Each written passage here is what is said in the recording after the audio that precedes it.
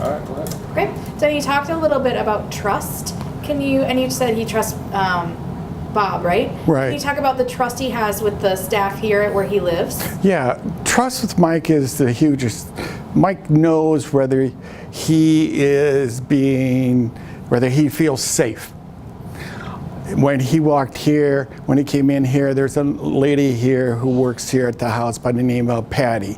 And Patty he feels safe with. Shauna is the house manager, he feels safe with Shauna. And with that level of trust, he calls this home. The other thing that seems to have happened with him coming here, is there's a sense of maturity with Mike that we've never seen before. He has some friends. Mike's not the most social individual. He has some friends now, and he's also participating in the activities that they have for the clients here at the Coatabilities. He goes basketball games, he goes to hockey games, he goes over to Augustana to facilities over there where he plays games and so on. He participates in a play. He's been in a play. Michael was in a play. We never thought that would ever happen, that Michael could be in a play. He's now practicing for another play, Robin Hood. When you ask him, Mike's verbal capacity is not large, but when you ask him what play he's in, he goes, Robin Hood. He's really maturing by being here. He's also had work. There's some work that he's able to do, sorting nuts and bolts, and so from that, he finds worth in being here. What would you say the biggest change in Mike has been? I think the biggest change in Michael is that he's not wanting to go home. He's not grabbing on and hanging on like he was in the past. When you ask him, do you want to go home? Let's go home this weekend. The answer is no. And we never thought that would happen. In fact, it breaks our hearts. He's been living at home the last 12 years, so when he doesn't want to come home, but from a parent standpoint, and my wife and I are getting older, nothing better could have happened for Michael. So would you say he's found some more independence? Oh, yeah, absolutely. He has more independence and he's expressed more independence than he's ever had. That's great. What are some other things you would like to hear him say as we're talking it? You beat me to the punch with the activities there, so. Yeah, I love the activity and the fact that he's active in his community. He moved here not too long ago to Sioux Falls, but he's already kind of jumped in and has found things that he likes to do, go and see. I love the comments about he's making friends, so it's... Are you still recording? Sure. What would you say, knowing that Michael feels at home and trusts here, how does that make you and your wife feel? It makes, knowing that Michael feels welcome here and that he feels like there's trust, he feels trust here, it makes us feel almost like we're independent again also. We have two older children. They're both professionals. One's a doctor, one's head of a guidance counseling unit. And from that aspect, we're now empty nesters. And it's because Michael's found a home and a place that he trusts and we trust. So with that, we're able to say, we'd like to go maybe to Minneapolis this weekend because we know Michael will be taken care of. And I should tell you one other special thing about Michael. He's had a kidney transplant. He has, so his medicine that he has to take is critical to him. If he doesn't take it, he has immune rejection. So he has to take that medicine. They have a staff on board at the Coatabilities that we trust taking his medicine. They have a complete nursing staff and they've taken over his medicine. That was one of the biggest areas that we had concern with. And it happened, and it happened almost seamlessly for us. So do you think it's safe to say that while Michael's found independence, you guys have also found independence? Yeah, we did find independence by having Michael leave the house. It's almost eerie at times because everywhere I went, Michael went with me. Now I have to go alone. So it's taken a while for me to adjust. That's good. I think hitting on that medical was really nice because it can tie in. Yeah, it's something that sets us apart from what other agencies do, but it isn't the whole story. It's Right. the fact that Michael's made friends and has gotten involved, and so. But it's still it's an important part of who we are. Let's talk a little bit more about the friendship. And maybe you said he has a kind of a sense of belonging. Talk a little bit about that. Yeah, Michael is not a social person. His makeup is not being social. But after coming to Dakota Abilities and being here for a few weeks, he's made friends. And all the friends in the house, but he's also made friends outside the house, which surprises us.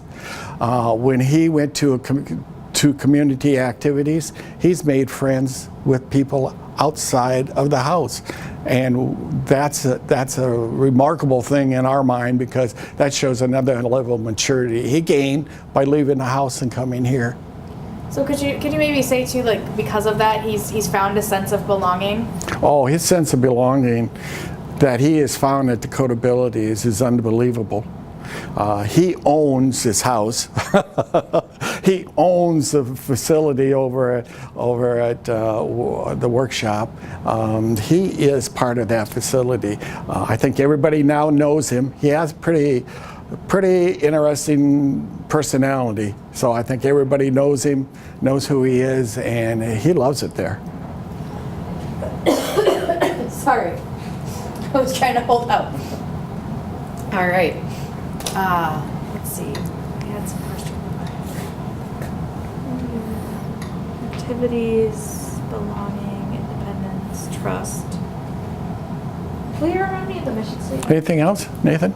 So working together to create opportunities.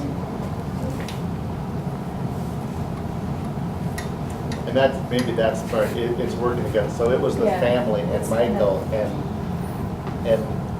Yeah. people getting together and together identifying what was important. Yeah, I was just trying to think of How to phrase that. Yeah. So maybe we'll see. So if the Dakota Abilities is working together to find opportunities, yeah. How has that worked? How has it worked between you and the nursing staff and the house managers? How does that all work together?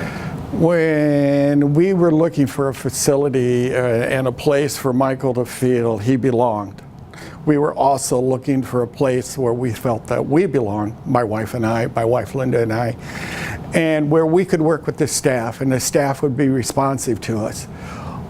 Well, from day one, when we started the process of looking at Dakota Ability as a possible place for Mike, we felt nothing but complete communication between the staff and us, the nursing staff, the day work staff, the staff here at the house, at Indiana House, and the executive team. The executive team has been nothing but wonderful to us, and we feel a sense of belonging. We feel that we are part of the team now here at Dakota Abilities. I like that phrase a lot. I think that was a good phrase. You know, this house is in a neighborhood. All our houses, unfortunately, we have are in a neighborhood because we want that community feel. Sure. We want them to be a part of that. And you can look out the back window and you see the cathedral and the falls, and it's part of the neighborhood. So that's. And Mike looks out the back window, and you know what he says? I see the prison. That's the very first thing he said when he looked out the back. We'll have him look out the other. Yeah. Yeah. He's a character. But so he just moved here a year ago. No, he's moved here. He's only been here about 4 months. Yeah. Yeah. On the residential side, he started in day services. Yeah, he started in day services. Michael's lived at home, and then he started at day services. He started at day services almost as soon as we moved to Sioux Falls. And then with that, he gained trust in Dakota Abilities and his staff and so on. But he's been in the house about 4 months now, and we couldn't be happier, and he couldn't be happier. It doesn't matter whether we're happy.